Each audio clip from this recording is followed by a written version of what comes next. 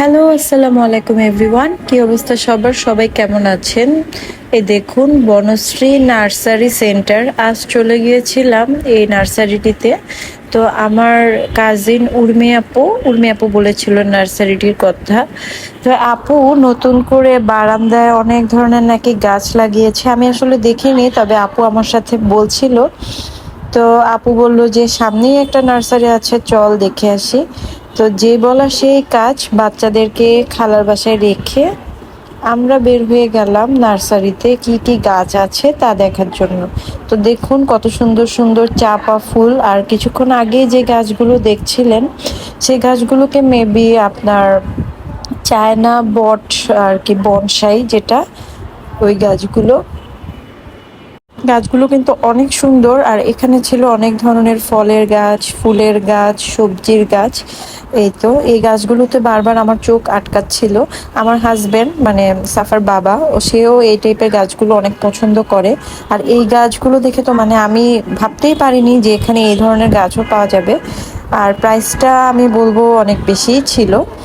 তো ইচ্ছা আছে যে আমিও কিছু গাছ বাসায় লাগাবো, কারণ ইনডোরে যে প্ল্যান্টসগুলো থাকে না, আমার আগে অনেক প্ল্যান্টস ছিল, বাট আমার বাচ্চারা বড় হচ্ছে, আসলে ওরা গাছ ছিঁড়ে ফেলে, আমি আসলে রাখতে পারিনি।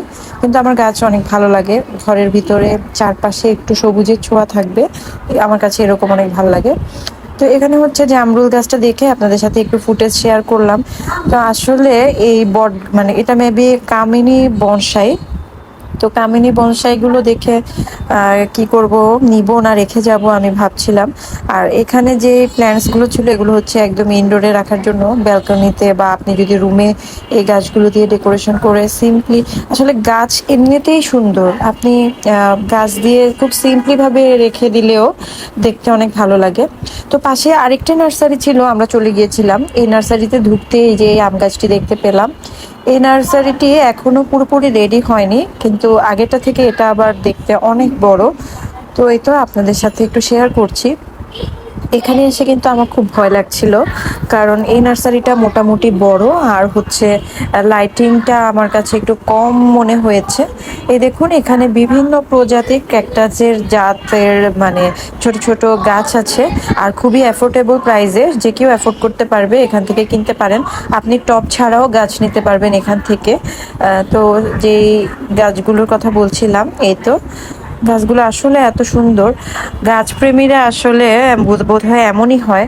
আমি আসলে আমার বড় বেবিটা হওয়ার আগে আমার কিছু গাছ ছিল, কিন্তু যখন থেকে ও হয়েছে ওকে নিয়ে এতই আমার সময় দিতে হয়েছে যে আমি আমার গাছগুলোর আর ওইভাবে টেক কেয়ার করতে পারিনি। আস্তে আস্তে চোখের সামনেই একটি একটি করে গাছ মরে গিয়েছিল।